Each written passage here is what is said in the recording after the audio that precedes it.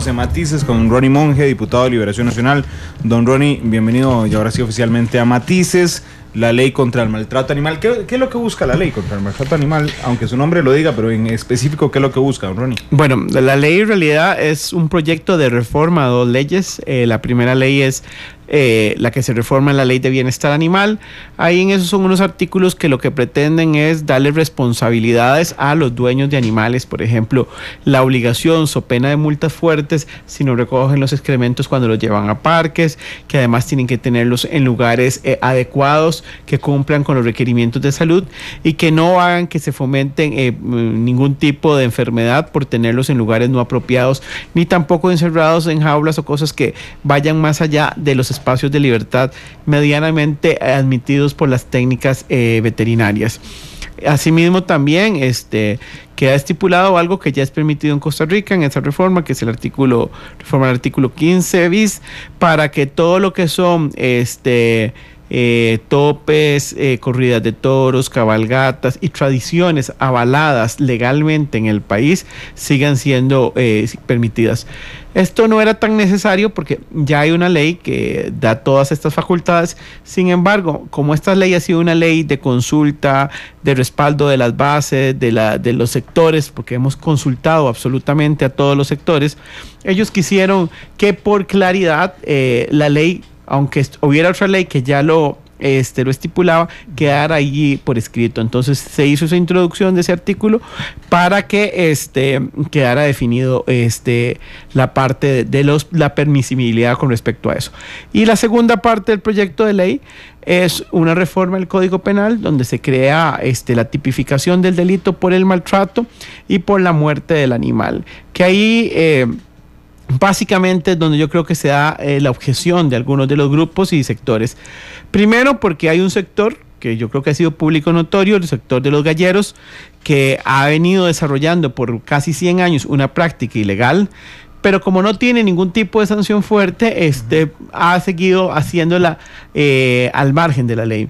Al existir esta ley, donde ese maltrato es castigado, creo que a ellos les ha generado una preocupación y han tratado de buscar todos los mecanismos posibles para obstaculizar que la ley vaya. La ley es una ley que no tiene todos los alcances que algunos de los sectores animalistas hubieran querido y probablemente no tienen todos los alcances que algunos sectores hubieran querido. Es una ley de acuerdo, es una ley de consenso, donde hemos tratado de velar para que pase el velo de constitucionalidad, inclusive reduciendo significativamente las penas inicialmente propuestas en el proyecto de ley a penas que tuvieran proporcionalidad con las lesiones de los seres humanos. Cuando yo entro a ver el proyecto y a tratar de apoyarlo, que fue hace aproximadamente unos 15, 16 meses, en enero del año pasado, lo primero que encuentro son penas altísimas, de 6 años de prisión. Entonces, cuando yo digo que hay que rebajarlas, el sector animalista se molesta un poco. Entonces yo nada más le digo, mire, vean, aquí tenemos lesiones contra los seres humanos, sí, que van y tienen una sanción de 2 años. No puede tener una pena por un maltrato a un animal, una sanción mayor que el de un ser humano, porque finalmente el bien tutelado de mayor primordialidad dentro del Código Penal es el del ser humano, por supuesto. Entonces ahí hacemos todo un análisis para ver cuál es las penas que se podrían adecuar más, y entramos en este nuevo esquema de penas que va desde los 6 meses en lesiones, 2 años, y cuando hay muerte hasta los 3 años. Inclusive se mete todo un capítulo de justicia restaurativa. Esto significa que no necesariamente el juez que termine condenando a una persona por maltrato animal va a tener la obligatoriedad de ponerle la sanción de cárcel. Puede haber otras penas alternativas. Tener en cuenta también que un delincuente, los que nosotros llamamos primarios, que es aquel que no ha cometido ningún acto delictivo y haya sido procesado y condenado de previo, probablemente por ser una pena menor de 3 años puede verse beneficiado con la ejecución condicional de la pena también. Entonces, idea que ha hecho crear la defensa pública de que vamos a saturar las cárceles y que los procesos y que esto no es tan cierto. Y a mí, aquí en el tema de la defensa pública, sí quiero ser muy enérgico. La defensa pública, su materia de especialidad es el derecho penal. Ellos lo que ven es derecho penal, pero además con una particularidad. Lo que tratan es que las personas que son acusadas por la fiscalía de cometer delitos queden libres y no vayan a la cárcel. O sea, en principio la función de la defensa pública es que la gente no vaya a la cárcel. Y por supuesto es que ellos están en contra del proyecto. Pero donde uno le genera dudas es cómo tienen el atrevimiento, digo yo, atrevimiento, de decir que tiene vicios de constitucionalidad. No son constitucionalistas, son penalistas. Entonces uno ve una clara dirección del informe que da la defensa pública en temas que tan siquiera le competen, pero además atraviesan el ámbito de la división de poderes porque nos dicen que eso no debería ser delito. La tipificación de una conducta para que sea delito es absolutamente responsabilidad del Poder Legislativo. No es el Poder Judicial el que le tiene que decir al Poder Legislativo qué conductas creen que deben ser tipificadas o no. Y llega al punto de además señalar una de las teorías, la teoría alemana, que no le da responsabilidad, que no protege al animal y la señala como su fuente. Mire, ellos son abogados, son gente que paga con los impuestos de este país y saben que así como hay una teoría alemana que refuta tutelar el daño a los animales, hay muchas teorías en el mundo que más bien los amparan. Y esto no es una ocurrencia del legislador costarricense, es una tendencia mundial a tutelar el valor de los sentimientos de los animales y lo del sufrimiento a los que son sometidos por parte de seres humanos. Entonces, cuando usted toma una posición tan claramente en contra, simplemente por la visión de que todos los que cometen delitos tienen que estar en la cárcel, a uno realmente le preocupa que sea la jerarquía de la defensa pública quien se mete en temas de constitucionalidad, que se mete en temas legislativos, cuando lo único que tenían que decir es que si del informe es si las conductas están bien redactadas para convertirse en un tipo penal. Eso es lo que tenían que hacer. Ellos no tenían que emitir juicios de valor si se cometen o no delitos. Y entonces hablan del tipo, que el tipo es abierto. Mire, y en el de trabajo manifiestamente excesivo, explícitamente en la redacción se dice que es trabajo manifiestamente excesivo. Ahí no hay tipo abierto. Y sin embargo, por ejemplo, tenemos tipos aprobados ya en nuestra legislación penal, como los tipos que comprenden la legislación sobre el Estatuto de Roma, que refiere a los crímenes de lesa humanidad, los crímenes de guerra, donde hace la norma una remisión al Estatuto de Roma. Eso es un tipo abierto y nunca lo han señalado, nunca han dicho que esa redacción como está hoy en el Código Penal es un tipo abierto. Entonces yo creo que entra en una gran cantidad de contradicciones lo que es la defensa pública en este tema. De hecho, don Ronnie, déjeme hacer dos cosas. Uno, sé que en el Poder Judicial nosotros tenemos una gran cantidad de oyentes. Sé que doña Marta Iris Muñoz, que es la jefa de la defensa pública, nos oye todas las tardes. Como don Ronnie se ha referido directamente a la defensa pública, pues si doña Marta Iris lo tiene bien, puede marcar en cualquier momento, ya sea ella o sus asistentes, puede ser Suyen Molina, que es su asistente, y que realmente me preocupa los criterios con los que se hablaron. Y aquí hay otra cosa que es importante, ya que estamos en ese tema, porque también se ha metido en ruido de decirle a la gente que si en diciembre mata el chanchito que engordó durante todo diciembre, o si mata la gallina para comérsela, lo van a detener y va a ir preso. Entonces, lo primero que queremos decir es que el inciso B, donde se viene de las conductas bajos, aunque haya un daño al animal, no son sujetas de penalidad porque hubo exclusiones, es la que se refiere al sector productivo. El sector productivo no es solo para la comercialización, sino también producir para el autoconsumo. Entonces alguien me dice, bueno, pero es que no está tan claro. Entonces digo, bueno, entonces vámonos a aclarar más. Dice uno de los artículos, es que no tengo aquí la ley a mano, pero que será sancionado quien le cause daño al animal de forma injustificada. ¿Qué es lo que quiere decir esto? que el fin del daño al animal sea causarle un maltrato. Y aquí nos vamos a algo muy importante. El Código de 1971 penal, que entró en vigencia en el 72, es de carácter finalista. En derecho penal hay varias corrientes, igual que la de si protege o no al animal, la finalista, la causalista. La finalista lo que dice que lo que se debe buscar es el fin del sujeto, lo que quería hacer. Entonces, en un código que es finalista, lo que estamos buscando cuál era el fin del sujeto al hacer la acción.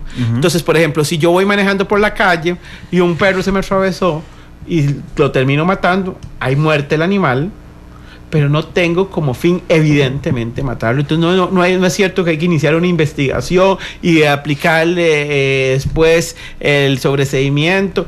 Claramente no hay intención de matar. Ok, cuando hay atropello, vamos aclarando de una vez. En el proyecto, si hay un atropello, no hay que hacer una investigación ni nada. No puede haber porque obviamente no hay un fin y no hay un fin. O sea, inclusive nuestra legislación, si una persona se te tira abruptamente y lo atropellas, tampoco tiene una sanción. Si vos has ido llevando, y como aquí no hay delitos culposos, son solo los con dolo. Culpa es cuando uno actúa con negligencia, falta al deber de cuidado. Entonces, aunque hubieras bajado la cabeza para agarrar el celular, levantarlo y de repente te viste el perro y lo atropellaste, que si hubiera sido un ser humano, ahí es una lesión, homicidio culposo. En este caso no aplica, porque la tipología es solo para delitos dolosos, es que se tenga la intención. Entonces aquí nos vamos a algo que es importante, y entonces nos decían, pero bueno, al final a todos se les hace un daño, y ¿por qué ustedes escogen cuáles se tipifican y no? Entonces yo le he explicado a la gente que me escribe en redes sociales que es una potestad del legislador, y una forma facilísima de explicarla es que por ejemplo, la conducta punitiva del aborto, el aborto es un delito en Costa Rica, pero en caso terapéutico, dice la norma, es permitido. Entonces, ¿quién decidió que lo permisivo fuera en el caso terapéutico? El legislador. Los dos son abortos, pero el terapéutico no tiene sanción. Entonces ahí nos vamos a la teoría del delito, que para que una sanción o una conducta humana te lleve a la prisión, tiene que pasar por 3 elementos, que sea típica, antijurídica y culpable.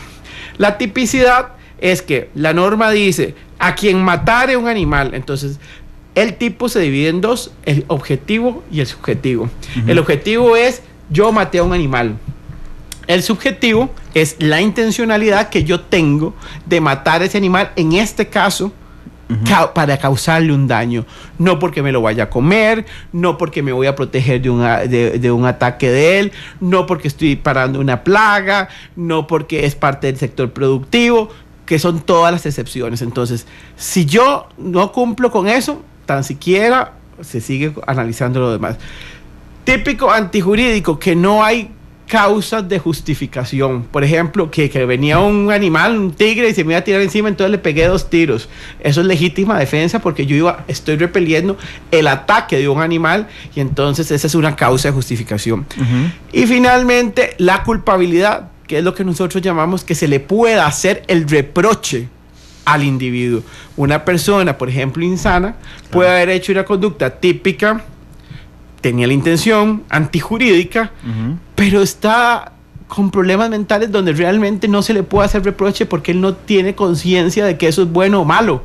Entonces, no hay el elemento del reproche, o sea, la culpabilidad. Entonces, podemos darnos cuenta de que hay muchas acciones dentro de las cuales uno puede encajar en la conducta que estamos tratando de tipificar, pero que finalmente tampoco iremos a la cárcel. De hecho, don Ronnie, hay muchas consultas en redes sociales y consultas que nos están haciendo directamente que tienen que ver con la puesta en práctica de la ley, ¿verdad? No solo con el tema técnico, digamos, que tiene que ver con la tipicidad que ustedes hacen de los delitos contra el maltrato animal y todos estos. Y por ejemplo, hay un fiscal que no voy a decir el nombre porque no sé si podía estar oyendo radio en este momento. Exactamente, pero le agradezco a uno de los fiscales que nos está escribiendo y le pregunta: cuando denuncien que el medio seleccionado para darle muerte a un animal, para maltratarlo, voy a poner un ejemplo, alguien quiere matar a un perro para maltratarlo, pero agarra el carro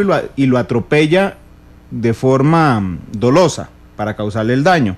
Es decir, ¿tendrá el organismo de investigación judicial o el Ministerio Público que investigar y si no se puede determinar que hubo dolo, desestimar la causa?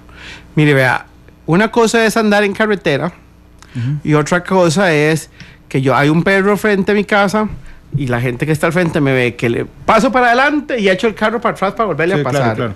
Ahí hay una intencionalidad de matar. Estamos hablando de las conductas normales. Los de carretera nadie los va a investigar a ver si no, sí, no, por supuesto que no, porque es claramente que ahí hay un delito, hay una acción que es culposa. O sea, primero, usted anda en carretera porque anda en su ruta personal, probablemente la de todos los días, y es imposible. Y volvemos a lo mismo.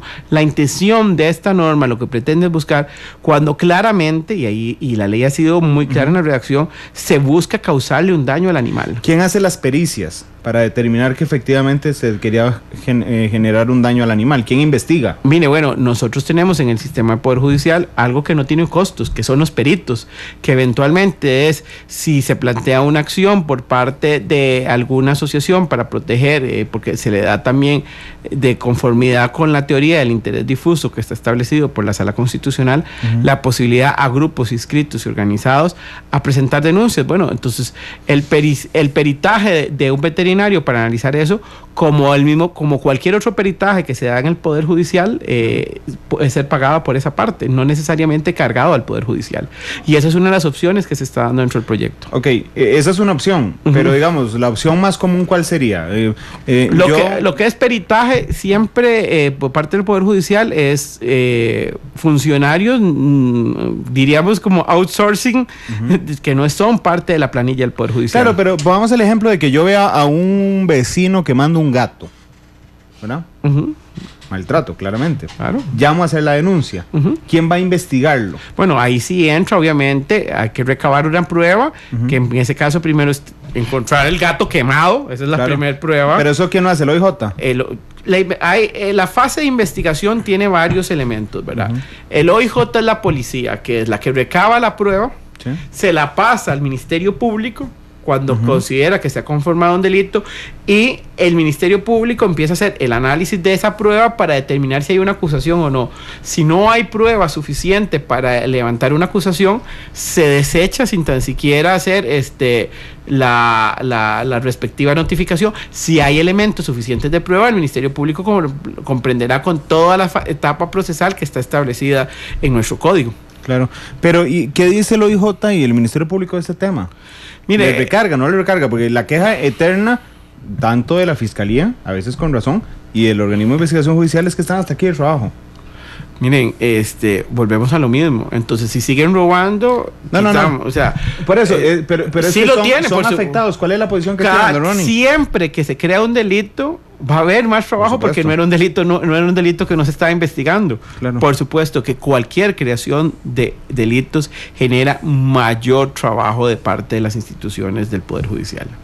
¿Y cuál ha sido la posición? Porque yo entiendo lo que usted, la queja suya con la defensa pública. De hecho, hace un instante llamamos a Suyén Molina, que es la asistente de Martí Iris Muñoz, la jefa de la defensa pública, que nos dice que doña Marta Iris está fuera del edificio, que la estaban intentando contactar porque estaba en una reunión para que no respondiera al aire, pero no han podido contactarla. Es la respuesta oficial. Entiendo porque la defensa pública mandó, digamos, de mutuo propio, mandó su parecer, ¿verdad? En los términos en que usted lo lee, excesivo. Pero no en los términos en que yo lo leo, así está el informe. Que tan siquiera no lo ha notificado a otros. ¿A usted le parece excesivo? ¿Le parece que se sale de su ámbito? No, lo que me parece curioso es que hay acceso a cierta información del Poder Judicial a ciertos grupos y diputados que no somos todos. Inclusive yo los invito a ver una publicación que yo hice en redes sociales del miércoles de la semana pasada, y unos señores galleros me decían que esta semana nos íbamos a llevar la sorpresa con las resoluciones que iba a darnos Defensa Pública y Corte Plena. O sea, había escritos que tan siquiera habían llegado a la Asamblea Legislativa y ya los señores galleros lo sabían, y hasta el punto que le puse: y ya no borre lo que usted escribió, porque lo voy a guardar. Ya le hice una foto, porque me sorprende que usted sepa cómo va a resolver el Poder Judicial sobre temas que no ha sido notificado a los diputados.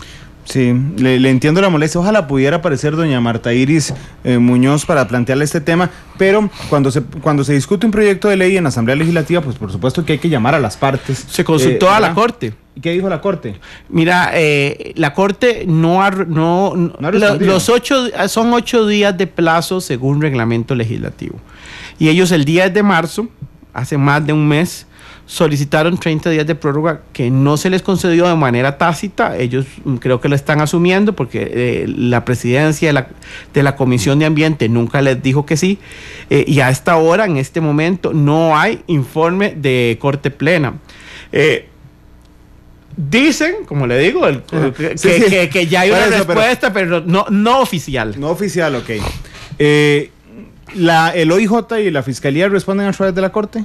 Es el Poder Judicial. Sí, por supuesto, es el gobierno judicial. Ajá. Pero no les han hecho llegar ninguna opinión directamente. Nosotros le consultamos en su momento a la defensa, ellos nos dieron ciertos criterios.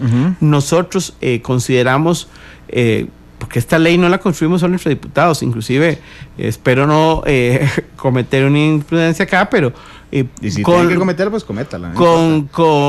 Después del informe de la defensa pública, nosotros nos reunimos con el decano de la Facultad de Derecho de la Universidad de Costa Rica, don Alfredo Chirino, con una persona que ya no está en la fiscalía, pero que desde una jerarquía de la fiscalía, y nos ayudó en la construcción del texto actual. Ok. Bueno, ojalá de verdad pudiera aparecer, sé que nos están escuchando en la defensa pública, ojalá pudiera doña Marta aparecer, que doña Marta en algunas ocasiones ya nos había dicho hace algunos días que quería venir a Matices. Le estaba preguntando el POAS en Twitter, ¿cuánto se espera que cueste la implementación de la ley? Es que no sabemos cuántos delitos se van a denunciar, es como decir, ¿cuánto va a costar? Todo expediente judicial tiene un costo elevado. Lo que pasa es que la justicia es cara en cualquier parte del mundo. Lo más fácil es ahorrarnos ese dinero y caer en la anarquía. Pero las sociedades toman la decisión de tener ciertas conductas que no comparten socialmente y tipificarlas como delitos. Y eso es caro. Es igual que la democracia. ¿Cuánto cuesta emitir las papeletas de un montón de gente que no llega a votar? Un montón de plata. Un montón de dinero. Pero es parte de la organización social. La justicia, la democracia y muchos de los elementos que sostienen una sociedad son caras. Ricardo Pescot le pregunta si la ley al penar la mutilación no estaría pensando en la castración, penando la castración. No, porque está... no es para maltratarlo. Uno, no es para maltratarlo, y dos, dentro de las excepciones están todas las técnicas veterinarias permitidas, y la castración es una técnica veterinaria permitida. Bueno, dice Zach que es un tema muy interesante, que ojalá un día hagamos un Matices con una psicóloga de la sobrehumanización de las mascotas por los humanos. Tema interesantísimo, déjeme decir. Ese es un punto, pero también falta el tema y hay un pronunciamiento del Colegio de Psicólogos, por dicha, de que la mayoría de la agresión empieza con agresión a los animales. O sea, que mucha de la agresión que tenemos contra seres humanos empezó con maltrato a los animales. Finalmente, aquí no estamos solo defendiendo al animal. Hay que entender algo. El ciclo de violencia es uno solo y la agresión es una sola. Una persona que es agresora contra los animales, es agresora contra los niños, es agresora contra las mujeres, es agresora contra los adultos mayores. Lo que pretende esta ley es que no nos esperemos a que haya una agresión contra un ser humano, sino que cuando detectamos que hay un individuo de la sociedad que está dentro del ciclo de agresión, podamos inclusive darle el tratamiento necesario para que no termine agrediendo a un ser humano. Ok, son las 2 de la tarde con 54 minutos. Vamos a ir a una pausa comercial. ¿Le parece? Porque tenemos un montón de consultas. Si abrimos la línea, don Ronnie. Sí, a eso estamos. ¿A qué vinimos? Sí, dice don Ronnie. Vamos a abrir la línea después de la pausa para que ustedes planteen sus consultas.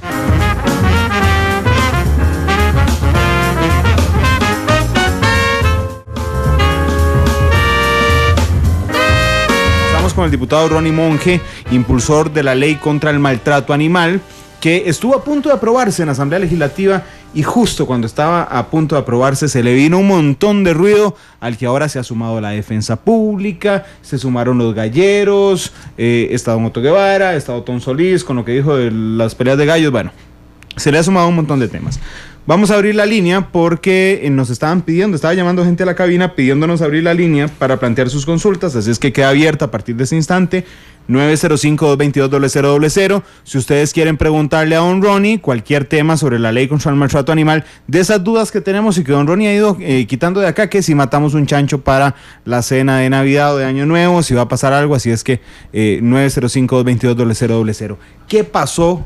Cecilia me avisa cuando entre la llamada. ¿Qué pasó con los galleros, don Ronnie? Que están 100 años en el pasado, que no se han dado cuenta que el siglo cambió, que el mundo cambió y que poner dos animales a pelear para generar lucro no es algo que represente a los costarricenses. Y nos dicen que es que son 150,000 o 200,000. Bueno, por ahí deben ser las personas que andan robando en la calle, por eso no legalizamos el robo. Ya ahorita seguimos hablando de los galleros, porque está la primera llamada. Buenas tardes, ¿cuál es su nombre? Buenas tardes, mi nombre es Sergio González. Don Sergio, ¿cómo le va? Yo no sé. Bien, bienvenido, adelante.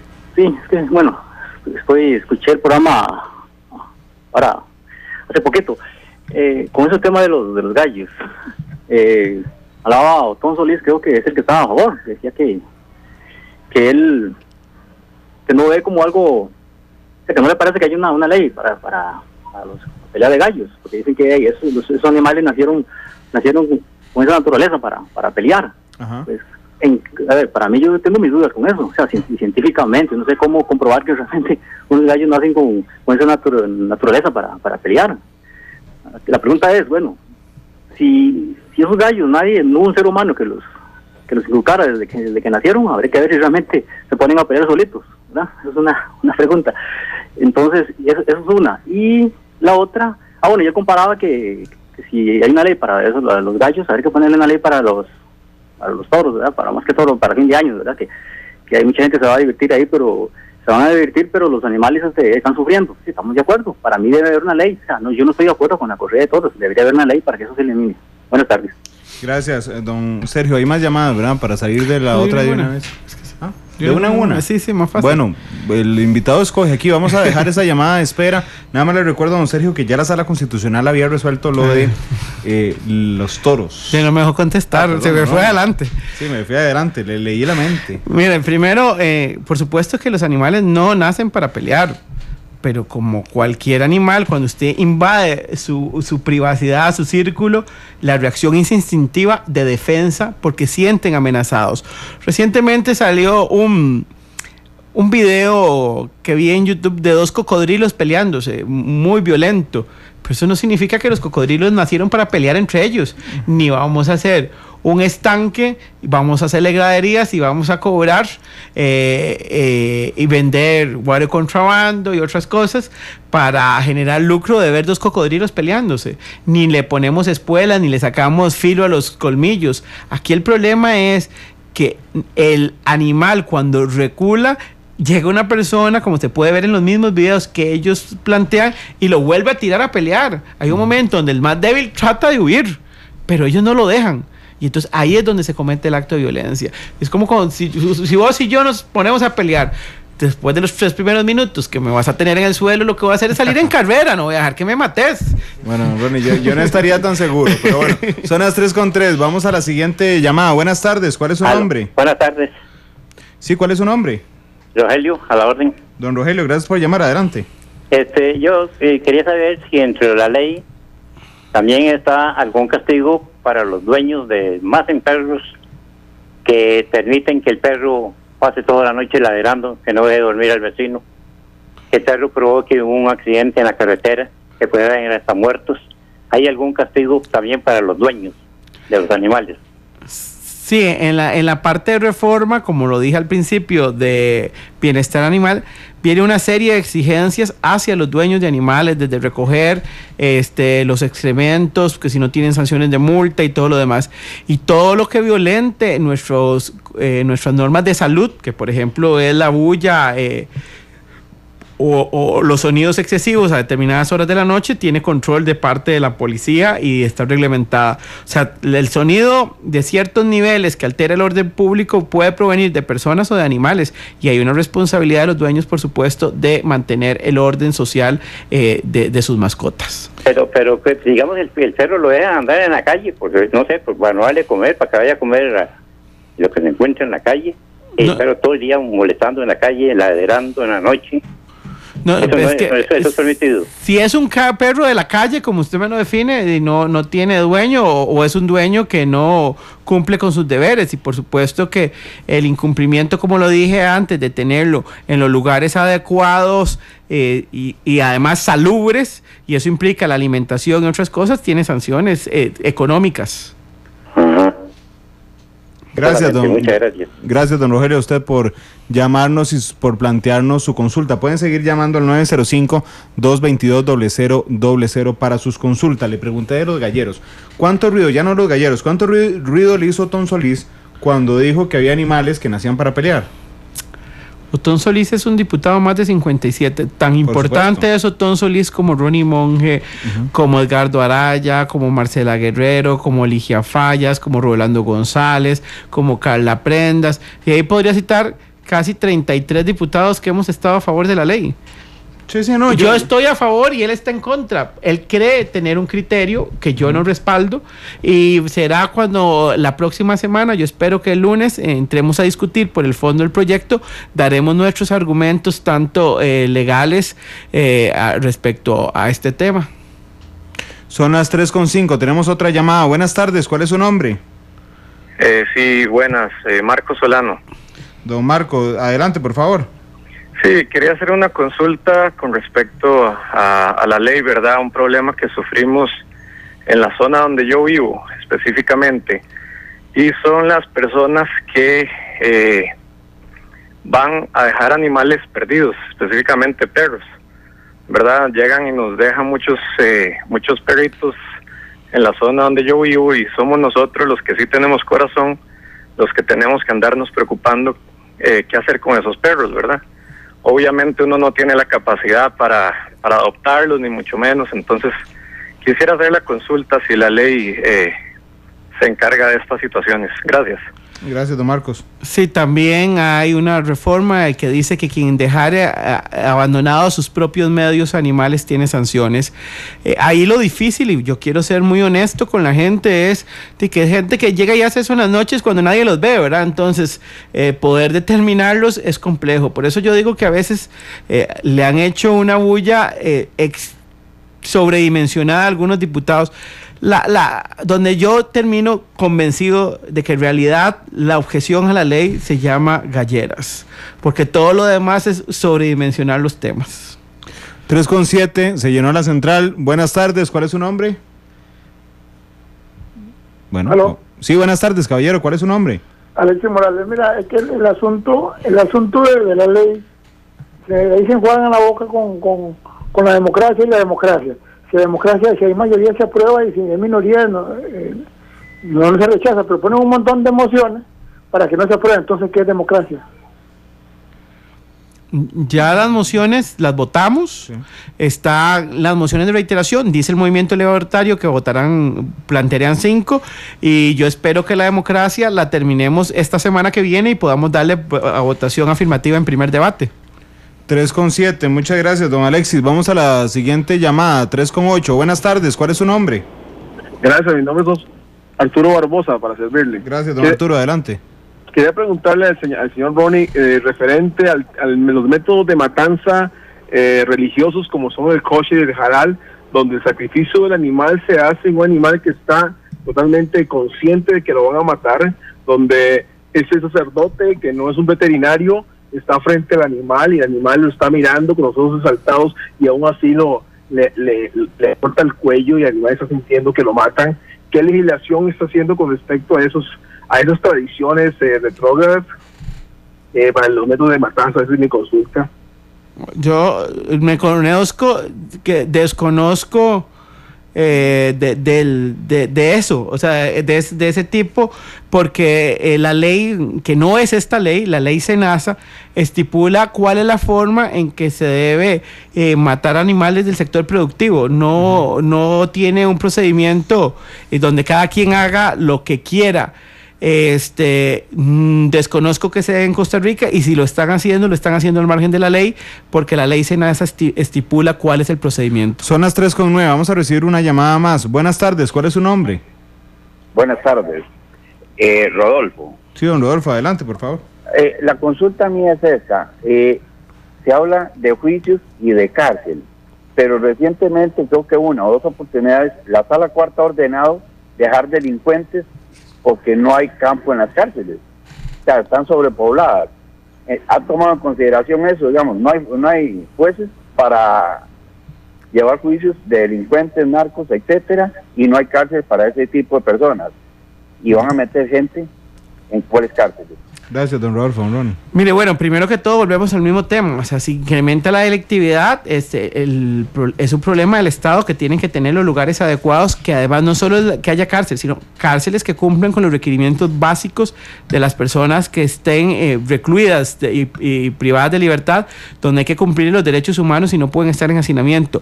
Pero igual esta Asamblea Legislativa el año pasado aprobó, lástima que el Ministerio de Justicia no ha podido implementarlo, el procedimiento con brazaletes electrónicos, por eso empecé este programa diciendo que no todo es cárcel, que había un montón de formas alternativas de hacer cumplir con esta ley, pero creo que alguna gente, queriendo enturbiar el proceso normal de aprobación de esta ley, ha tratado de crear en el imaginario de la gente de que todo el mundo va a ir a la cárcel, que ahora nos vamos a llenar las cárceles de gente que maltrata a los animales.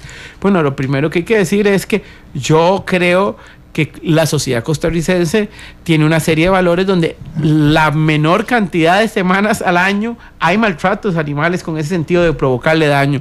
E inclusive lo vemos en las noticias, no es de todos los días. Sí vemos cosas cada 15 días, cada 21 días que nos aparecen noticias que realmente hay un daño gravísimo contra los animales, pero yo no creo que esto sea una conducta de todos los días de los costarricenses. Don Ronnie, usted hace un rato dijo una frase que va ahí en el aire, pero yo quiero retomarla. Dijo que usted estaba seguro que esto era por el tema de los galleros. Sí. La oposición es, y la defensa pública, y don Otto, que ha anunciado las mociones de reiteración. No, la defensa pública no, porque también fui muy claro en que la defensa pública, la visión de ellos es de que la gente no vaya a la cárcel. Sí.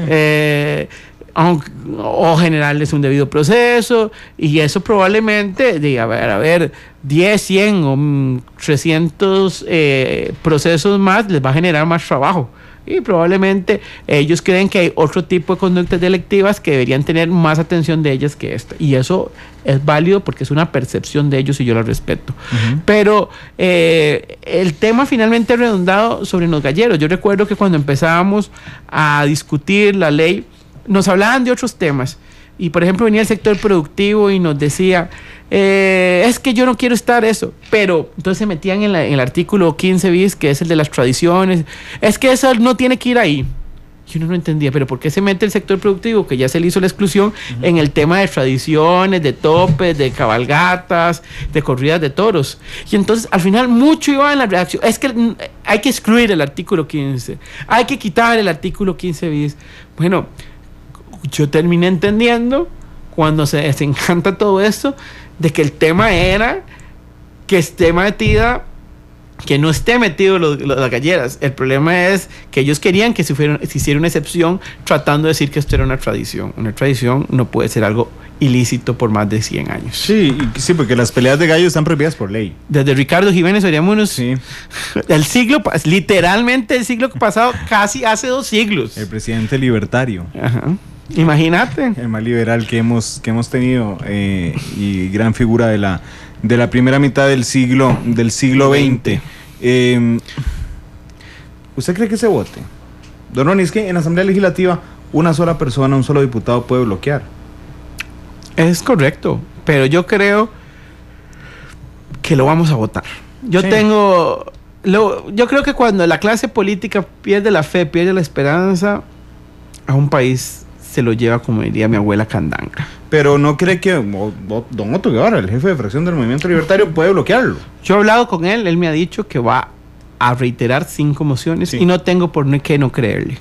No, es que hay algunos en la Asamblea, yo un día de eso escuché a un diputado aquí en los micrófonos de Monumental, de otro proyecto, decir que iba a presentarle 1000 mociones a un proyecto para multiplicarlo por 15 minutos y le da 2 años. No, es correcto, eso pudo haber pasado. Pero finalmente este proyecto llegó con un texto sustitutivo votado por más de 35 diputados. Sí.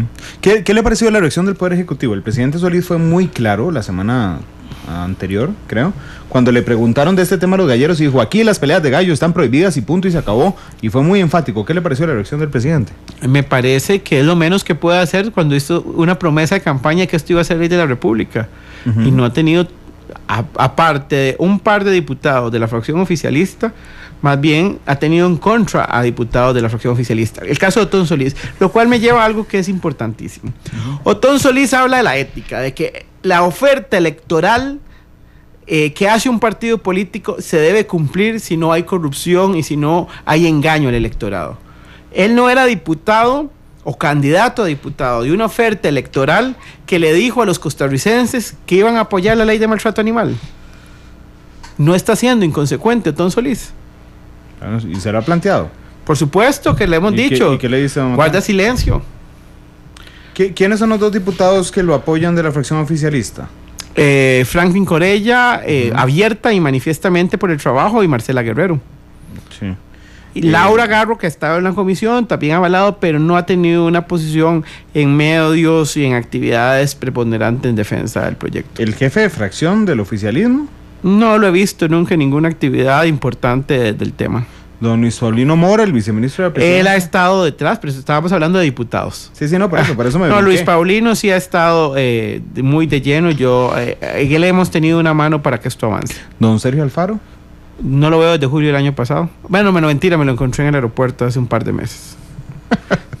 Ok, bueno, es el viceministro de la Presidencia quien ha participado activamente, apoyado desde Casa Presidencial, pero usted siente que no ha sido y el apoyo la otra necesario. Viceministra también de Presidencia, Ana Gabriel, también hay que darle Gabriel reconocimiento a ella. Pero usted siente que no ha habido el respaldo suficiente de Presidencia. Cuando el gobierno cuando cualquier gobierno se quiere meter de lleno en algo, hace más que lo que ha hecho. Ok, esta respuesta es que no. En Al resumen, buen es que entender, no. el que dice la palabra de Dios, el que tiene oídos que oiga. Me quedan 3 minutos para compartir con usted antes de la canción, porque además Don Ronnie va para... un congreso de movilidad. Sí, Don Ronnie va para el aeropuerto. Va para el aeropuerto, ¿verdad? Así es. ¿Cuánto dura de Central de Radios al aeropuerto a esta hora? 17 minutos. A las 3:20 lo dejamos libre a Don Ronnie para escuchar la canción y que se vaya al Aeropuerto Internacional Juan Santa María. Pero yo sería un pésimo entrevistador, Don Ronnie, si no aprovecho para preguntarle algo. El 1 de mayo está a la vuelta a la esquina. Usted sabe que le voy a preguntar. 1 de mayo a la vuelta a la esquina, 4 personas se disputan la jefatura de fracción de Liberación Nacional. Usted, don Michael Arce, doña Sandra Pisk y don Juan Luis Jiménez Zúcar. No, la jefatura Michael y yo, la presidencia del Congreso, Sandra sí, por supuesto. Y Juan Luis, la jefatura usted y Michael, ¿verdad? Sí. Y la presidencia de la Asamblea Legislativa, doña Sandra y don Juan Luis Jiménez. La jefatura de fracción, que depende solo de Liberación Nacional, ¿usted o don Michael? Cualquiera de los dos, cualquiera de los 18. Liberación tiene gente de sobra para hacerlo bien. Pero ¿qué han visto en las últimas horas? Tienen que tener los votos. Que cualquiera de los 18 puede ser jefe de fracción. Van a seguir siendo, pero ¿lo van a definir antes o lo van a definir hasta el 1 de mayo? Y cuando estemos todos sentados ahí, sentados digo yo también porque voy a estar cubriéndolo, cuando estemos sentados nos vamos a dar la sorpresa de quién es el jefe de fracción. No, quizás antes, en Liberación Nacional, las cosas serias nos las tomamos en serio. Y entonces nos damos los tiempos necesarios para tomar las mejores decisiones. Cuando las cosas importantes se toman a la carrera porque la gente quiere saber rápido cuáles son los resultados, a veces no se toman las mejores decisiones. Ok, van a procurar que la jefatura de fracción se conozca antes del 1 de mayo, o la tengan definida, van a procurar. Probablemente el lunes podamos darle respuesta, pero eso es una decisión de la fracción completa. Ok. La presidencia, la candidatura a la presidencia del Congreso. Cualquiera de los dos haría una buena labor. Yo personalmente, y como si estoy de un lado, lo voy a decir, yo estoy con doña Sandra Pisk. Me parece que es una señora que le devuelve a la Asamblea Legislativa el señorío, tiene la capacidad, tiene la experiencia, pero no podemos negar la labor de Juan Luis Jiménez, que es un gran diputado, que también tiene una experiencia municipal, que tiene una experiencia legislativa de 94, que fue nuestro jefe de fracción el primer año. Si hay algo bueno en Liberación, es que usted puede ver para atrás y sobran a quién escoger. Nosotros no tenemos problemas de liderazgos. El problema que tenemos es los liderazgos. Pero bueno, le digo una cosa también. En esta elección de presidente del Congreso, en el último minuto que me queda con usted, es importante el tema de género. El Poder Judicial, por ejemplo, tiene deudas enormes en cuanto a género dentro de la Corte Plena. Tiene un 30% de mujeres representando. La Sala Constitucional tiene a una mujer de 7 magistrados. La Asamblea Legislativa tiene una representación del 28%, si no me falla la memoria, de mujeres. Pesa el tema de género en esta elección y usted está con doña Sandra. Mira, no es la Asamblea, no es el Poder Judicial. Este país le debe a las mujeres. Sí. O sea, no es de instituciones. Somos criados bajo una sociedad machista que repite modelos machistas y donde la mujer no tiene un rol protagonista. Una de las razones por las que yo apoyo a doña Sandra no es solo porque sea mujer, es que qué mujer es doña Sandra. Claro, pero además en la historia legislativa costarricense, desde 1848, cuando se funda la República de Costa Rica, solo 2 mujeres han ocupado la presidencia del Congreso.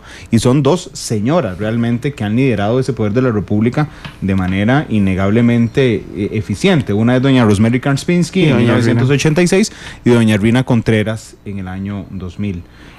Don Ronnie, muchas gracias por haber estado aquí hoy.